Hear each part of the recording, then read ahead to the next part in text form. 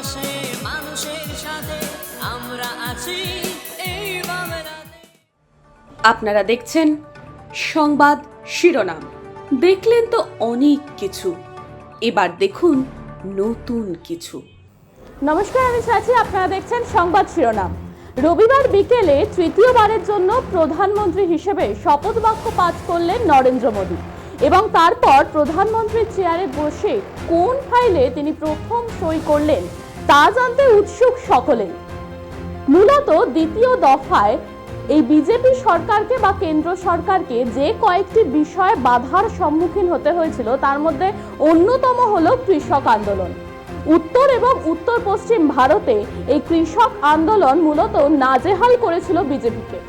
তাই প্রধানমন্ত্রীর চেয়ারে বসে তিনি প্রথম যে ফাইলে সই করলেন তা হলো কৃষক সংক্রান্ত একটি ফাইল, এবং এই ফাইলে সই করে প্রধানমন্ত্রী নরেন্দ্র মোদী বলেছেন যে ফাইলে আমি প্রথম সই করলাম তা কিন্তু কৃষকদের উন্নয়নের জন্য বা কৃষক কল্যাণের জন্য।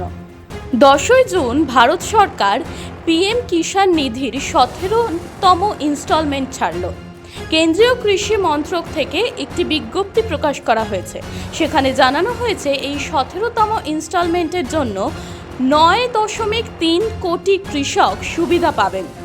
20,000 কোটি টাকা বিলি করা হবে। এই ফাইলে সই করার পরে প্রধানমন্ত্রী মোদী জানিয়েছেন, দায়িত্ব নেওয়ার পরে প্রথম যাতে সই করলাম সেটা কৃষক কল্যাণের জন্য।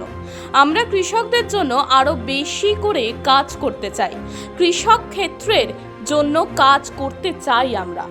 প্রধানমন্ত্রী মোদী টুইট করে বলেছেন যে আমাদের সরকার সারা দেশে আমাদের কৃষক ভাই বোনদের জীবন সহজ করতে প্রতিজ্ঞাবদ্ধ বা প্রতিশ্রুতিবদ্ধ। এটা আমার জন্য সৌভাগ্যের বিষয় যে টানা তৃতীয়বারের মতো প্রধানমন্ত্রী হিসেবে দায়িত্ব নেওয়ার পর আমি তার জন্য প্রথম কাজ করার সুযোগ পেয়েছি। এর অধীনে প্রধানমন্ত্রী কিষাণ সম্মান নিধির 17তম কিস্তি সম্পর্কিত ফাইল স্বাক্ষরিত রয়েছে, যা দেশের 9 কোটিরও বেশি কৃষক উপকৃত হবে। আগামী দিনেও আমরা কৃষকদের কল্যাণে এবং কৃষি খাতের উন্নয়নে কাজ করে যাব।